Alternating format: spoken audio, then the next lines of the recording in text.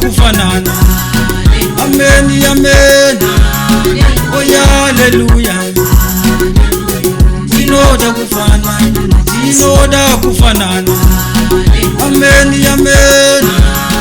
Yeah, hallelujah. Jinoda kufanana na Yesu. Ivana maive kereke. Opa mavambiro yenyu.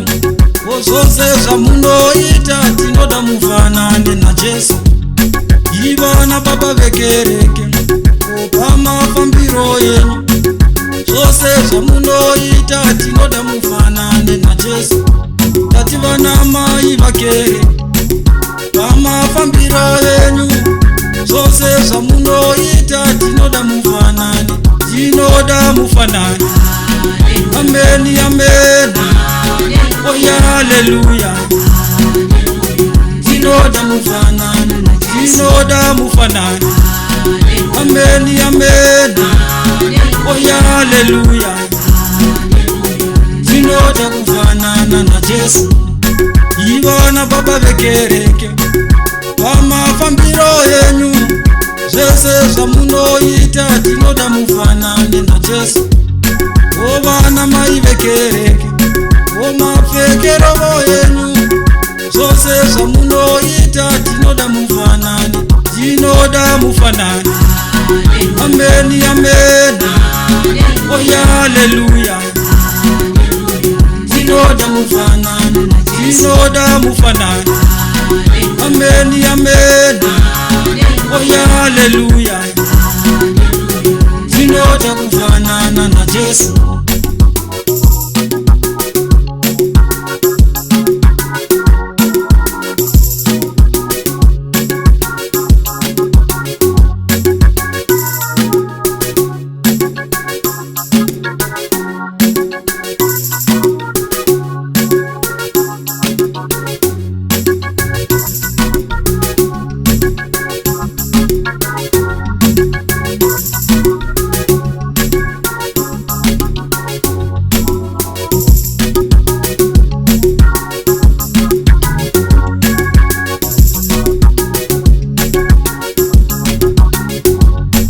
Ivana baba vekereke ikoko kudzimba kwenyu.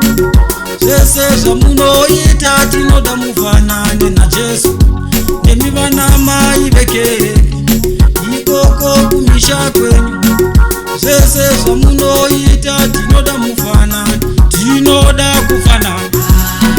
Amen, amen. Oh yeah, hallelujah. Tinoda kufanana. Tinoda kufanana. Amen, amen. Yeah, hallelujah. Tinoda kufanana na Yesu.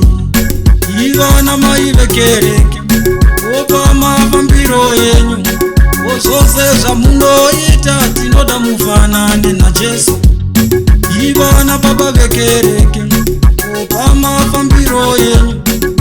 Ososeza muno ita tinoda mufanane na Yesu. Tati vana mai vakere pamafambiro yenyu. Ososeza muno